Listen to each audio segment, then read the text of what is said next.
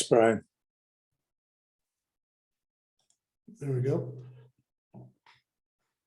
Okay, so this is what Jean Collarota used to call a yoga.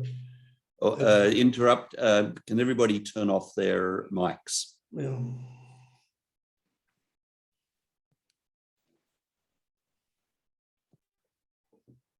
Yeah, so we're not describing a formal procedure, but that's part of my task here is to see if anybody has any ideas how to make it a more formal procedure to go from set concepts to vector space concepts. And that's the idea is how do you do that? There's something special about vector spaces that wouldn't work for modules or less structures. And so in some sense, set concepts carry over naturally in certain ways to vector space concepts. And if any of you are aware of this whole idea of Q analogs are enumerative formulas, Larry would know about them. And when you set Q equal 1, the formula works for sets. So the way they say is that it's like sets are over a field of one element. Of course, there is no field of one element, but it's as if they were.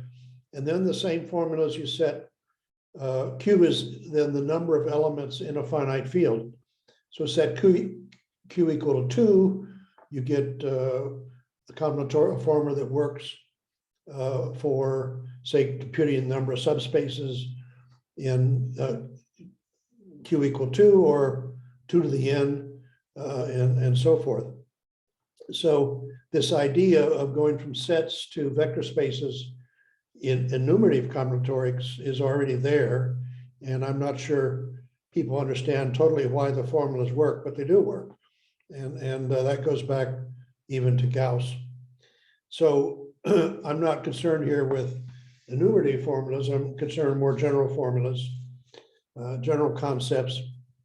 And so I want to go from a set-based theory, such as information theory based on set partitions, to vector space theory, such as the quantum theory.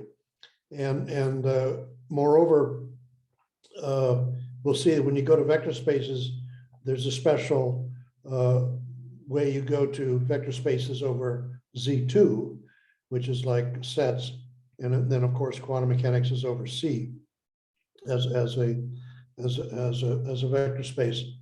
So here's the idea. You take a basis set for the vector space, and then you apply the set concept to the basis set, and you see what it generates.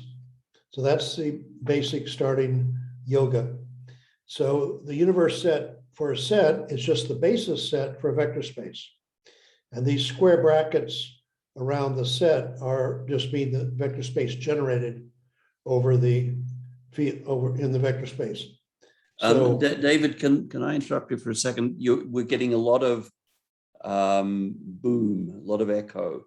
Can you either turn your own volume down, or you have a... It could just be in the room here.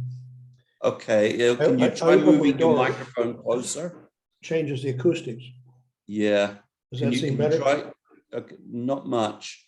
You able to move your microphone closer to you?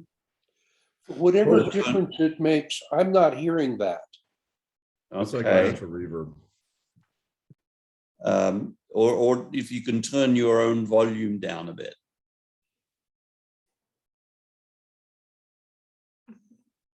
Well, I don't know how to adjust that.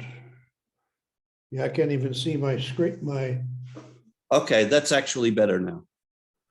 Okay, so we're good. Sorry for the interruption. Carry on.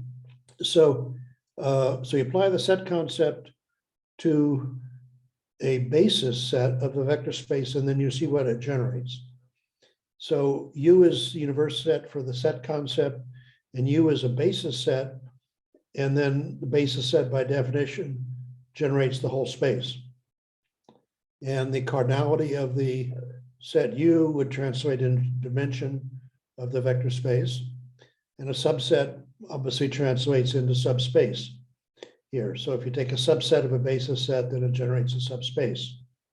So these are all sort of easy analogies here, and they all work based upon this idea of apply the set concept to a basis set. So now we go one step further, and we want to translate attributes, but I don't want to just deal with logical attributes or properties which are true or false. I want to deal with numerical attributes. So f is a function from the basis set into the underlying field. We're dealing with vector spaces over a field. Okay, and so a numerical attribute is something like weight, height, age. So what's the vector space analog of this sort of a function on a set into some field? So if you take U, as we are doing, as the basis set for the vector space V, and then you look at a function from U into the underlying field, that generates a linear functional from the whole space into the field. So remember, linear functionals are like a dual to the vector. And this is the wrong choice. This is the surprising thing. This is not the right thing. And so the point here is that there are many yogas. And so I'm developing a specific one that makes specific choices at some of these branch points. So I don't want the linear functional to be the vector space version of just a function into a field, a numerical attribute. Instead, we use the numerical attribute to define a linear operator, diagonalizable linear operator. And here's the operator applied to U is just the f of U, which is in the vector space, since it takes values in the field, times U for all the basis vectors in U. So the vector space version of a numerical attribute is a linear operator, a diagonalizable linear operator. And diagonalizable just means that you've got a basis of eigenvectors. And we, by definition, have a basis of eigenvectors because U is a basis, and we see they're all eigenvectors by definition, by the way we define F. So we've taken the first branch, as it were, the path that goes from numerical attributes, not to linear functionals, but to operators, linear operators. So I put that here. So the set concept and then the vector space concept is this thing here. And if you want to think of the operator as a matrix in its own, in the U basis, it's just a diagonalized matrix with the f of u's along the diagonal, everything else zero as a matrix. If we should want to sum up all the values the numerical attribute takes, that's the same as the trace of this matrix. Obviously, the trace is sum of the diagonal elements. And if we have another numerical attribute defined on the same set, then you get another linear operator G now defined in the same way. And because they're defined on the same set, the vector space version is that they commute. These two operators commute because the basis set is a simultaneous eigenvalues. The U's are eigenvalues of both F and G. See here, it's their eigenvalues for G. Here are their eigenvalues, excuse me, eigenvectors for G and F. So they're simultaneous eigenvectors. And this is a theorem of linear algebra that when two linear operators, certain types of linear operator, in quantum mechanics, it'd be observables, commute, then there's a basis of eigenvectors that are simultaneous. that are eigenvectors for both. It's a standard theorem in linear algebra. So that all holds automatically, since we're F and G are defined on the same set, and thus you have the U's are simultaneous eigenvectors for both these linear operators. Now, let's go one step beyond the numerical attribute. There's obviously an inverse image partition. So each partition, so the inverse image is a partition on U. Each block is assigned to a distinct element in the base field. So what's the vector space version of a set partition? So what's a vector space partition? And here it gets interesting, because if we had made the other choice, took a linear functional as a corresponding vector space concept, it also has an inverse image, because this is a function. You have an inverse image on the vector space V, and it turned out that Jean Collarota loved this version. He, as it were, used the yoga which chose the linear functional as a vector space concept. So its inverse image is a set partition on a vector space as a set. And it has a special property, which is, I don't go into here, but it's called a commuting partition. So it's not a normal set partition, because obviously the linear functional is a linear map. And so it satisfies all the properties of a linear map. And that carries over to special properties of the partition that's a set partition. So that's the wrong way to generalize set partitions to vector space partitions, is to have a set partition of the vector space that has certain properties. No, we're not using the Rota yoga. And I wish Larry were here, because he would enjoy this. We both learned a lot from Rota. So our choice, the yoga I'm trying to develop, the vector space notion is a direct sum decomposition, which is not a set partition at all of the vector space. And so let's go back to our yoga. The yoga says, put a set partition on a basis set. So you got a basis set, put a set partition on it and see what it generates. So what does a set partition on a basis set for V generate? Well, each block generates a subspace, and those subspaces make up the direct sum decomposition. So each block here just generates a subspace. The block is an inverse image of a certain element in the field K, generates a subspace V sub K, and determined by that eigenvalue K. And the whole space is a direct sum decomposition of these vector spaces, where you take the sum over K in the image of F. So that's using this yoga. This is the connection. A set partition, inverse image of a numerical attribute, is a vector space direct sum decomposition. And instead of the blocks in the partition, you have the eigenspaces of this, which would be the eigenspaces of the operator that we just defined before. So we see now how the two different yogas, the one that Rota in effect used and the one that I'm using, start to give very different outcomes. Now, what's interesting here, one way to characterize a direct sum decomposition is that every vector can be uniquely represented as a sum of vectors from the eigenspaces, or from the spaces. I shouldn't call them eigenspaces, because we're not necessarily assuming an operator that defines the direct sum decomposition, because you can have a direct sum decomposition that doesn't come from an operator, as we will see. But every vector V is a sum of vectors, some of which could be zero, of course, vectors from the spaces in the direct sum decomposition. Furthermore, the VKs here are just the projections down into those subspaces.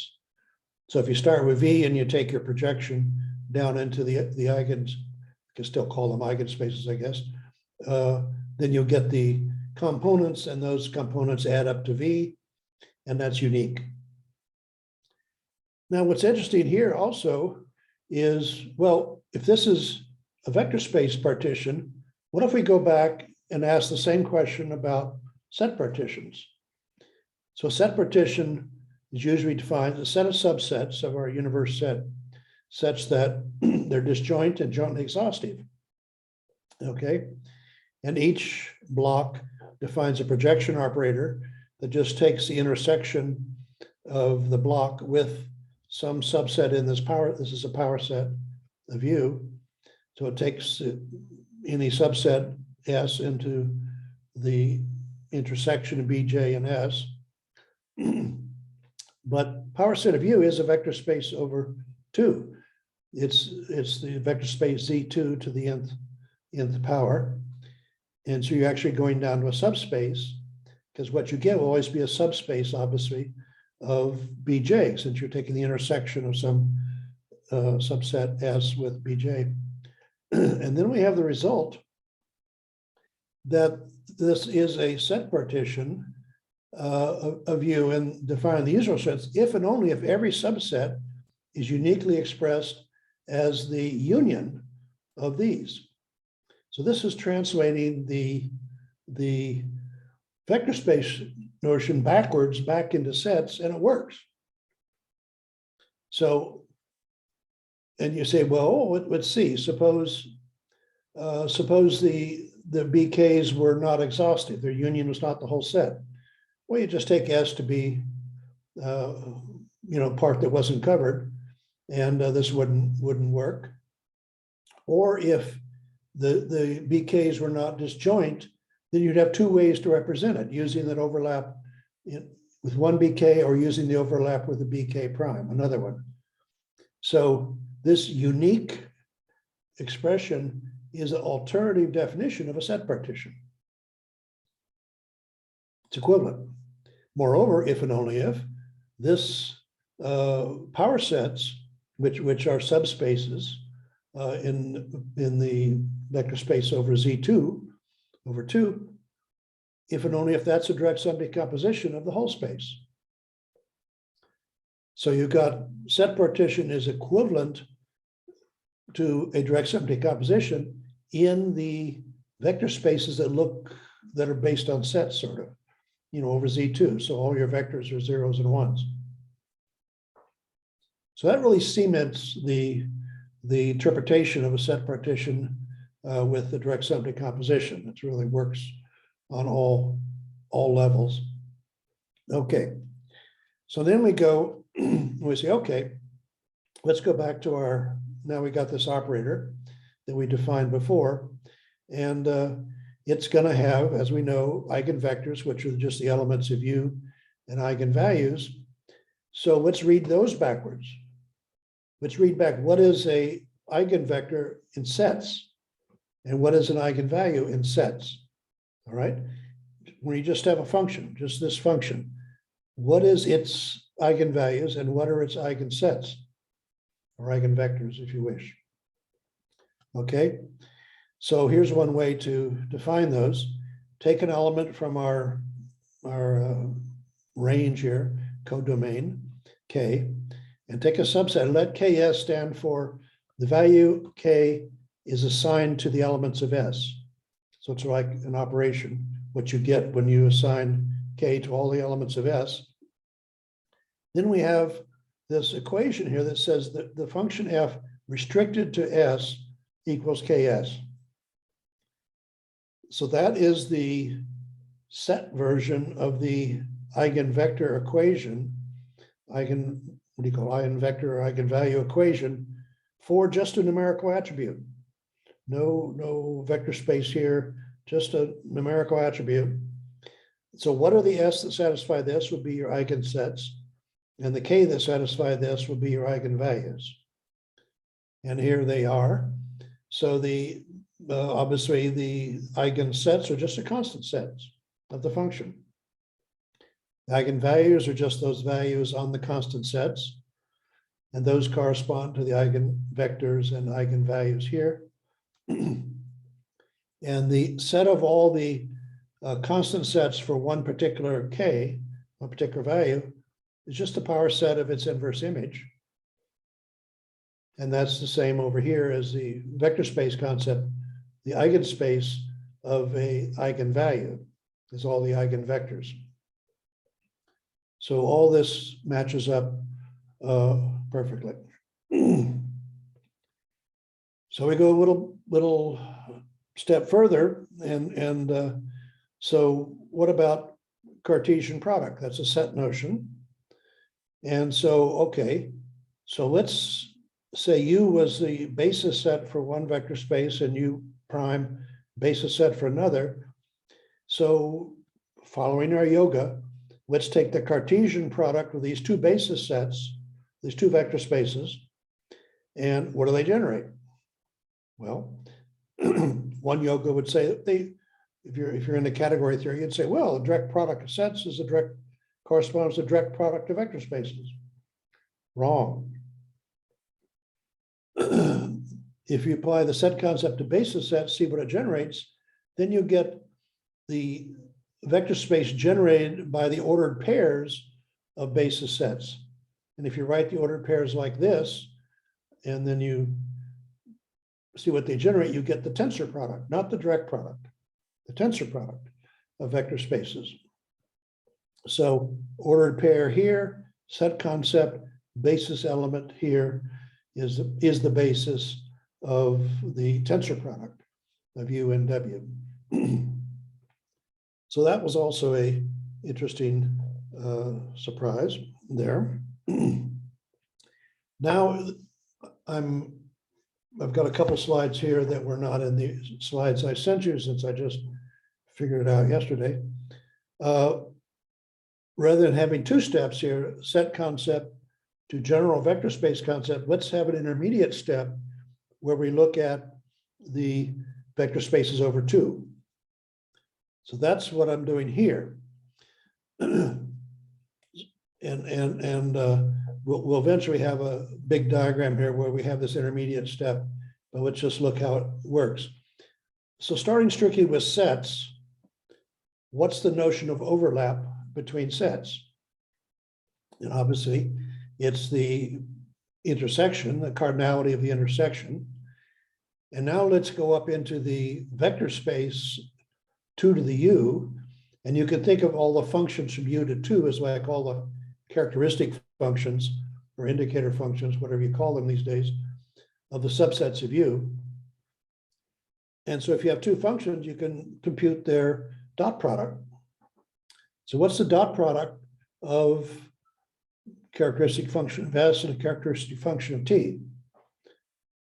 So you remember, you take the product of each corresponding element, you add them up. Well, that's the overlap. So overlaps are dot products. But then you go to full vector spaces, what's the dot product? Or in an inner product space, it's the inner product. And what do you call the inner product in quantum mechanics? The overlap. The overlap between two states is exactly the inner product between those states in a Hilbert space. So we went from overlap here to overlap here, just facilitated by this intermediate step, saying, how do you compute the set overlap using functions into two characteristic functions, just a dot product?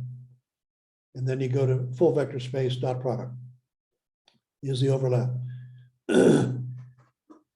So that's a very important thing to notice. And this comes out strongly in the book I'm still trying to find a publisher for, Quantum Mechanics Over Sets. And now let's go to the norm. So for a set, we'll define the norm as just the square root of the cardinality. So the norm square, the absolute square of S, is just its cardinality. And now let's go to the intermediate vector space over two. So we're dealing with essentially with characteristic functions, square root of their their dot product of its dot product with itself. So the norm is then the square root of the, in general vector space, square root of the dot product or inner product with itself. So that's norm. And now I want to go to Hamming distance. So Hamming distance is the, don't even need to deal with the norm here right now, but Hamming distance, this is the symmetric difference symbol or inequivalence between sets. So if you think of the Venn diagram of two sets as circles overlapping, you have that lens shape area, which is the overlap. Well, what's the rest of the union that's not in the overlap? What's the union that's not in the overlap? Well, it's the two half moons in that Venn diagram, the two half moons, they are the symmetric difference. All right. So how do you compute the symmetric difference in a vector space over 2, the cardinality of the symmetric difference? Well, you just take your two characteristic functions, difference squared added up. So everywhere where these are both 0, you get nothing. Everywhere they're both 1, you get nothing. So you only get something when you have 0 on one and 1 on the other, because these are all just characteristic functions. So you square it, you just add up the number of places where you had 0 on one and 1 on the other. And there's a number of places where they differ. And that's the Hamming distance. Remember, the Hamming distance between two 0, 1 vectors is just the number of spaces where the places where they differ. So it's like the distance, Hamming distance between two sets. But we see that it's actually here, it looks like this Euclidean distance. And then you go to general vector spaces after the semicolon here, and it's just the norm squared or the usual Euclidean distance squared. So Euclidean distance squared in vector spaces is the vector space version of the symmetric difference. Now, symmetric difference is, you computer guys would call it the XOR function, exclusive OR. You know, it's one or the other, but not both. And so it's those two half moon areas in your Venn diagram, the area of them. And so here's your union, then you take out the lens shape area where they overlap, you get the two half moons. So that's a new, something I only realized yesterday, is that the Euclidean distance squared is the vector space version of the Hamming distance. And you see it by taking the intermediate step where we're working over 2, and then we just go to over any arbitrary field. Okay. And now, so here I've got all the set concepts listed down here that we've gone over. And here I've got all the set concepts in power set of U, which is isomorphic to Z2 over U. And it's not a unique isomorphism. There's, for every basis set, you're going to get a different isomorphism. But so we have the base, start with U, we have the basis set, which are the singletons in the power set. And then we go to the full vector space, cardinality, dimension, subspace, subset, subspace. And here we get another interesting connection here. At the set concept, we just have two different, we have one notion of a subset. But once we go to vector space, we actually get two different possible translations, and I want to use them both. So if you take the set S as a subset of the basis set, then you get the subspace generated by that, which is just 2 to the S rather than 2 to the U, and that's a subspace of the whole space. And then when you go to the full vector space notion, you get the same thing, the subspace generated by S, like all the functions from S into the field K. That's you think of each vector whose coordinates were just elements of K as a function from S into K. Meaning all the other coordinates are 0. But you can also think of a subset here as a specific vector, because it's the power set of U. So S is a vector here. Then the corresponding subspace is just the ray. You know, all the scalar multiples of that vector, which is, you know, just the null set and S, because the only scalars you got are 0 and 1 in Z2. And then over here, I've got here S as a single vector where you just add up all the elements U. And then you can also think of that as a ray by multiplying by any scalar. So that was interesting. That's a new thing I hadn't realized before, that S can play two roles, as a set of basis sets or as an actual vector itself here. Okay, now we go to, we talked about numerical attributes, but where are your numerical attributes having their values? What's the range, the codomain of the numerical attribute? If you take the codomain to be Z2 itself, then that defines an operator from this vector space over Z2 to itself. And the operator is just the projection operator that takes each subset down to the intersection with S, which we saw before when we were taking intersections with block BJ. So it's S intersect whatever element here gives you an element over here. Then you go over here, and now you're saying, I'm in some general vector space, but I'm trying to find the vector space analog of a numerical attribute that takes its value in Z2, 0 and 1. Well, 0 and 1 are in any field, so that's okay. But what you would get then would be the projection operator, not arbitrary diagonalizable linear operator, F, we called before, but the projection operator that takes each vector here down to the subset of the U that goes to 1, to the vector space generated by where the elements of U go to 1. So indicator functions here go to projection operators here, go to projection operators here.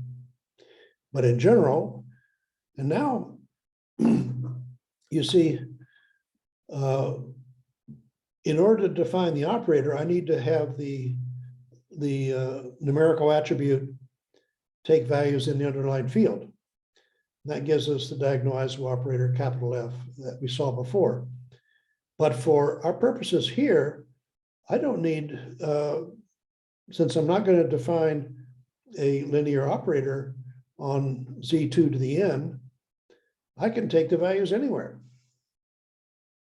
Take them to be in the reals, okay? We call the values this lambda J.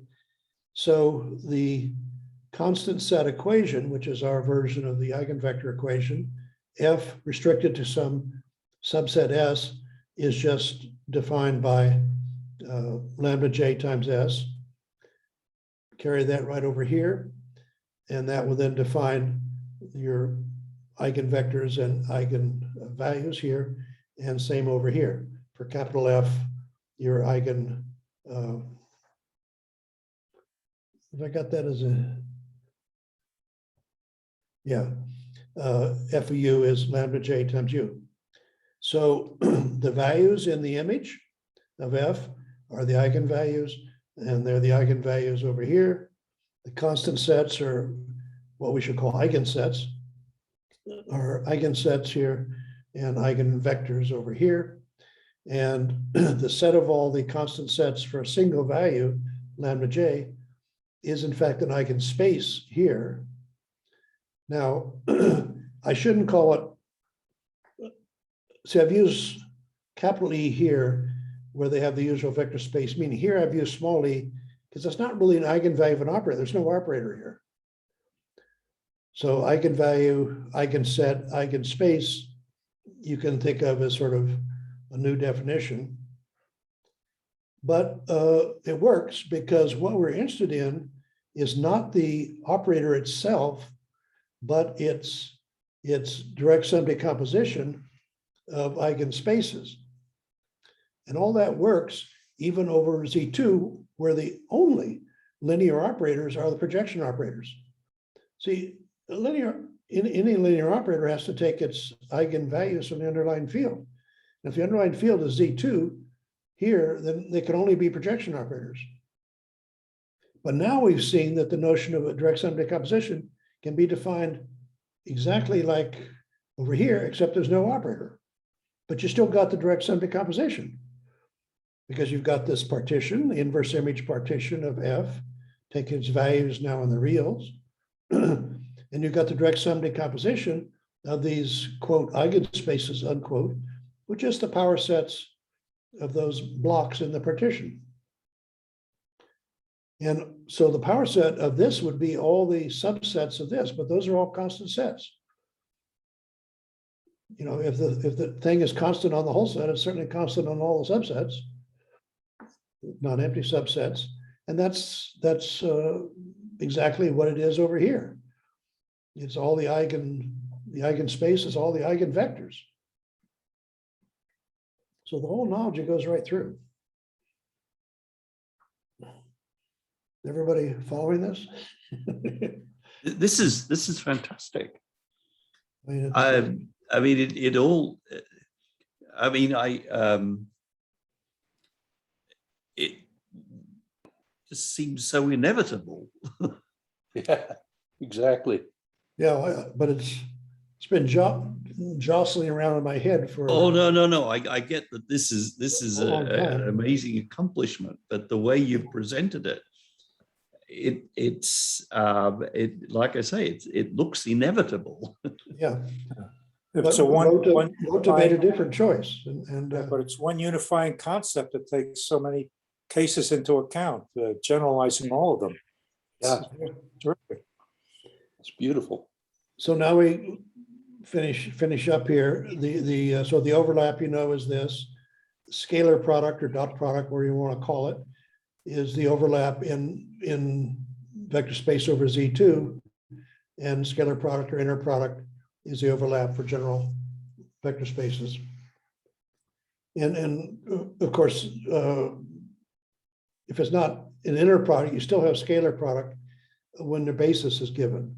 And we do have a basis given here. So a vector is then just this bunch of values from the underlying field, and you can compute then this scalar product. The norm, as usual, goes through Hamming distance. And see, this is important for logical entropy theory, because logical entropy, the whole notion of information is differences. Information is distinctions. And if you got no distinctions, you got no information. So Hamming distance is a very simple notion of distance between 2, 0, 1 vectors is where they differ. Yeah. Number of places where they differ. So it's a basic notion of information, and that carries over to the square of Euclidean distance.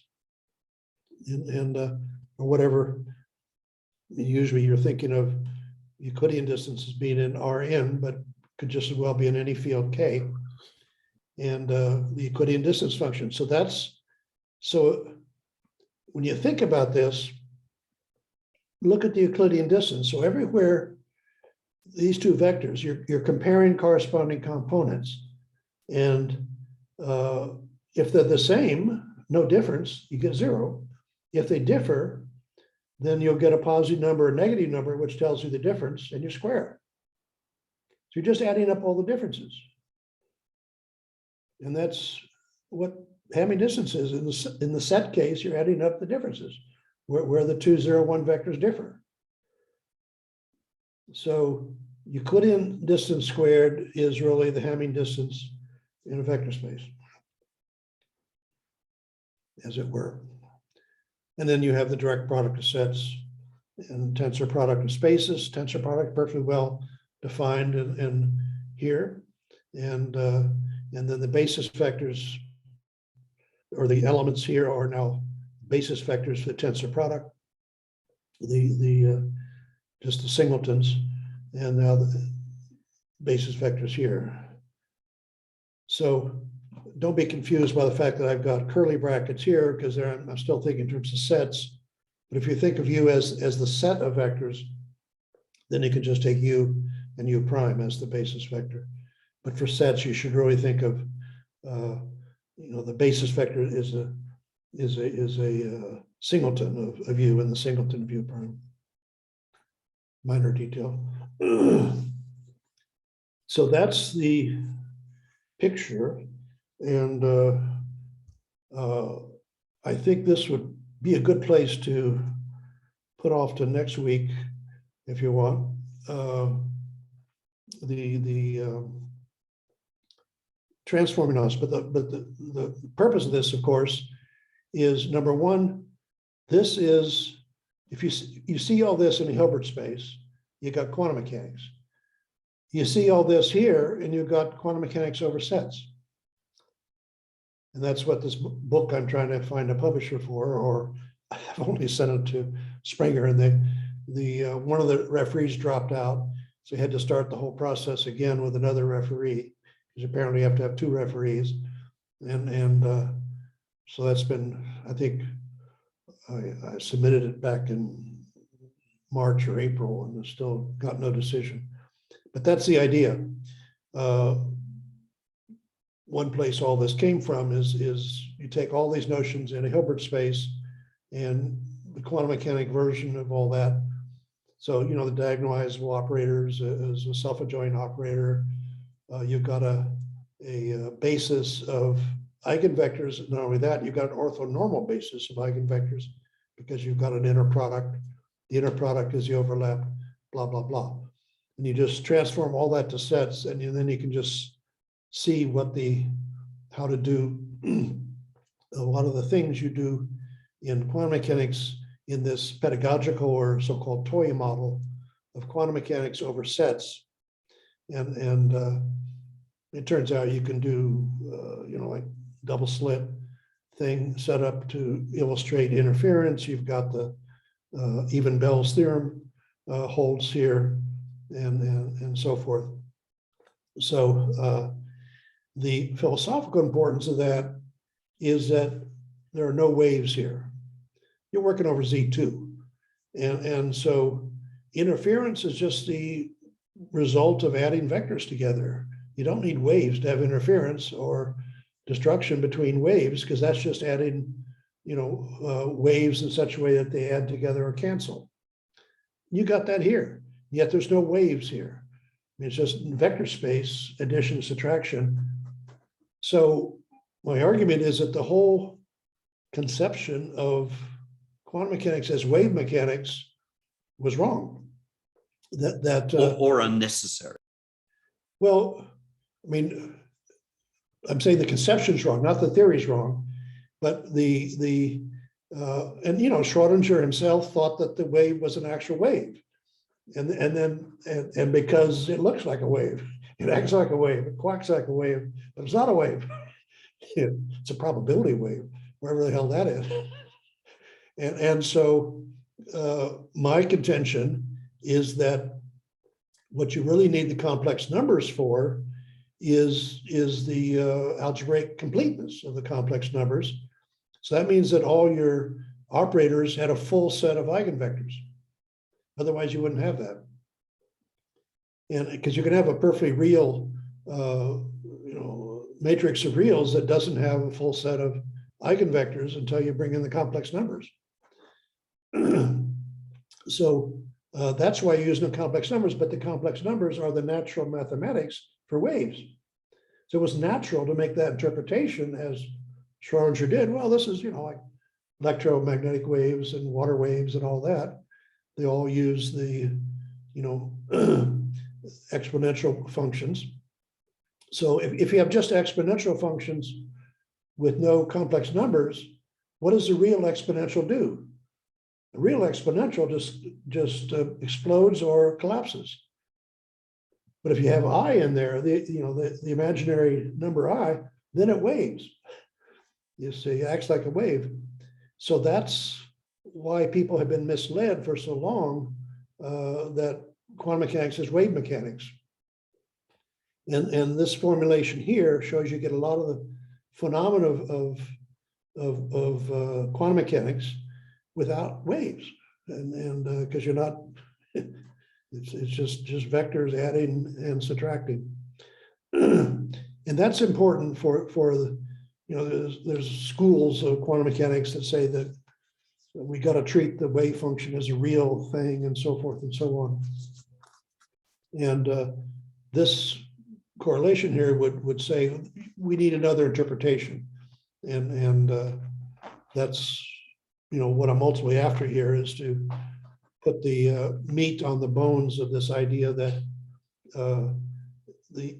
you've got to understand that reality is not definite all the way down. The reality is intrinsically indefinite as you go down, and a measurement is just making it more definite according to a certain set of eigenvectors of the measurement observable, and we just don't have our brains are just not set for that. Our brains just think the rest of reality as we go down has to be the same as reality now, that you can look at macro, or you can take a microscope and look smaller and smaller. It has to stay definite all the way down, and that's just not true. I think that's the real thing that's so difficult to understand. But seeing that you have a lot of the results, the paradoxical results and so forth of quantum mechanics in a context where there are no waves helps to sort of wean people away from thinking of everything of waves. And if you talk to people in quantum mechanics, you say, well, do you think it's an actual wave? And they'll say, no, it's a probability wave, or but yet their intuitive thinking is still thinking of it as a wave. How it resonates inside a barrier and so forth. Over time, yeah. I mean, it's kind of hard not to make that connection. Exactly. And also because the very first intuition of all of this was the Bragg? No, not Bragg. Anyway, the electrons, right? The quantization of the orbits. Bohr, sorry, yeah. That you get that comes out if you actually draw a wave going around a circle and meeting up with itself. And it's almost impossible not to make that connection. Exactly. So this is an uphill battle you've got. I know. So I've got to make sense as to why that machinery works without invoking a real wave. But what you just said means that they're interpreting the wave as real. Something varying over time. Yeah, and varying over time. But and so if the wave isn't real, then that circle around, so that the waves match up around for certain distances from the electrons from the proton. If it isn't real, then why does that work? The person who ought to hear this is John Baez. The what? The person who ought to hear this is John Baez. Okay, I'll somehow I got to get through to him. Yeah. So anyway, so that's one use of all this, is this model of quantum mechanics over sets. The other use of it is how do you extend logical entropy, which is defined over here, to over here, and in particular over here with the Hilbert space as the space. I haven't specialized anything to Hilbert space here, and because you can take, just, we're not using arbitrary linear operators, we're using diagonalizable ones and so forth. But And that's what the rest of the talk is about, is making this move from over here to over here. So you go from classical logical entropy theory defined on partitions usually defined as inverse image of some numerical attribute or random variable as they're called, and over here. And this just isn't done in normal, so-called quantum information theory, where they just use the quantum version of the Shannon entropy. So so I have two theories coming out of this: the quantum mechanics over sets here, and the smooth transition from classical, as it were, logical entropy to this quantum logical entropy, which you can do for any vector space over here, but specifically for the quantum case, of course, you want a Hilbert space. So that's what the rest of the slides are about. Wow. So Wow. This is very good. Very Want to good thank stuff. you, Dave. That was great. So John, can you give me the whole theory here of how all this fits together? Is there, I mean, it's Well, like I think your middle column is this very clever characteristic function relationship that bridges the two. That's my overall sense, and that really clarifies a lot. yeah. So you go from sets to characteristic functions to arbitrary functions from S into K. Yeah. So it's vectors over a specific basis. Yes. So even though I'm short on the time, I got a lot out of this. Yeah. Thanks a lot. Okay. Okay. Thank you, David. Yeah. I'm gonna run, guys. I have to go get the shot. So have a good day.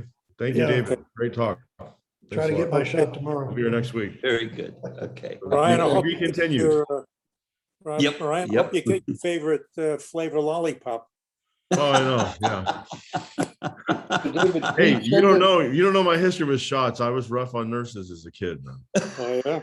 Oh yeah, I broke some shins. But I'll see you guys later. Take care. Okay. Bye. Well, be See you good. Bye, take care. Ryan, take care. Thanks all. David, please send your updated slides. Yeah, okay. Yeah, just Thank you. That was wonderful stuff. the big table is in the updated slides, so that makes Good. it easier to see it all together. Excellent. Thank you very much. Which